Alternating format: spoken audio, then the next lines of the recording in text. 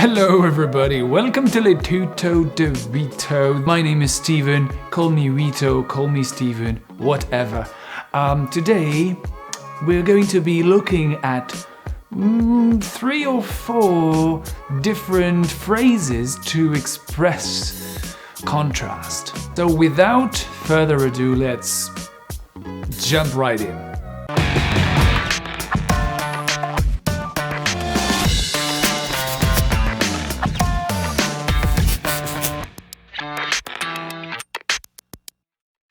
Although, even though, despite or in spite of are used to link two contrasting ideas and show that one fact makes the other fact a little bit surprising.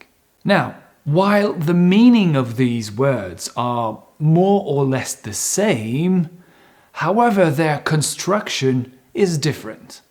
Okay, let me show you an example. I'm going to give you 2 contrasting ideas. Fact number 1, I feel exhausted. I feel exhausted.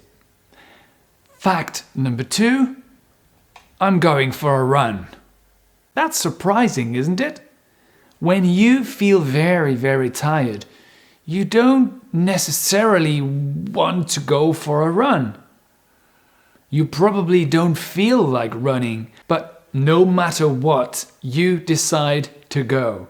So now, anyway, let's try and join these 2 sentences together and let's see what tools we can use. First off, we're going to use even though and although.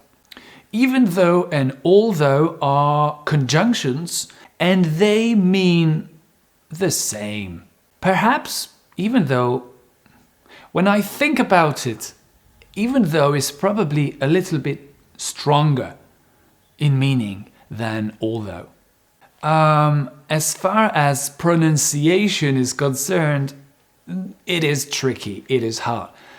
You need to practice. Even though, 2 words, even though, even, though, although. Even though, although. Can you repeat that? Even though, although.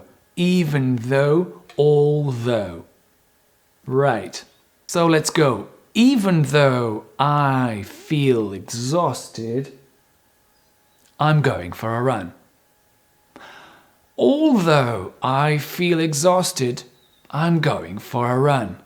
You could even say, though I feel exhausted, I'm going for a run. Or, option number 4, if you want to use though, you can use it at the end of the second phrase. Listen to this. I feel exhausted. I'm going for a run though. I'm going for a run though. And this is probably most common in spoken English. Though at the end of the second phrase. So as you can see, even though and although are followed by a clause, and a clause is a subject plus a verb. Okay? Now watch out. The structure, the construction is different when we use despite or in spite of. You may know that despite and in spite of are prepositions and they can't be followed by a subject plus a verb. Despite and in spite of have to be followed by a noun or a gerund. A gerund is an ing verb. You may have to transform your sentence a little. Let's see. Despite my lack of energy, despite my lack of energy, I'm going for a run. Despite is followed by a noun, my lack. Or, second option, despite feeling exhausted. Despite feeling exhausted, I'm going for a run. You see? So either it's a noun or and a gerund. So you definitely can't say, despite I feel exhausted. No way, that's impossible, that's not grammatical. Now, if you really want to use a subject and a verb, you'll have to add the fact that. Despite the fact that I'm really tired, I'm going for a run. Or in spite of the fact that I am really tired or exhausted, I'm going for a run. But I guess the structure gets a little bit more complicated. It probably sounds less natural. Now, let me give you a second example. So I'm going to give you two different contrasting ideas, and then you will pause the video and you will try to figure out, take as much time as you want, try to figure out what is the best way to express concession or contrast, right? So let's go. Fact number one, he is very young. He is very young. Fact number two, he is the manager of the company. Pause the video and try to figure out what to say. Okay, let's start with even though.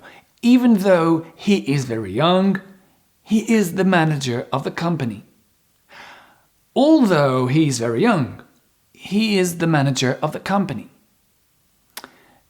Though he's very young, he's the manager of the company. He is young, and he is the manager of the company, though. Now, let's use despite and in spite of. Despite his very young age, he is the manager of the company. Despite being young, he is the manager of the company. In spite of his young age, he is the manager of the company. In spite of being young, he is the manager of the company. I think you are getting the idea. So now, last but not least, I would like you to think of a sentence expressing contrast. And you can think of the sentence, write the sentence, construct the sentence with even though, although, despite. And after that, when you are ready, just type this sentence in the comment section below, okay? And then we will have a list of many different sentences, and that could be cool. I could correct them, and you could also help the community to correct their sentences. Okay, thank you so much for watching. I hope that was useful. As usual, please consider hitting the like button, clicking on the small bell to get notified, and of course subscribe to my channel if you haven't done it already. Thank you so much. Have a great day. I'll see you around. Bye bye.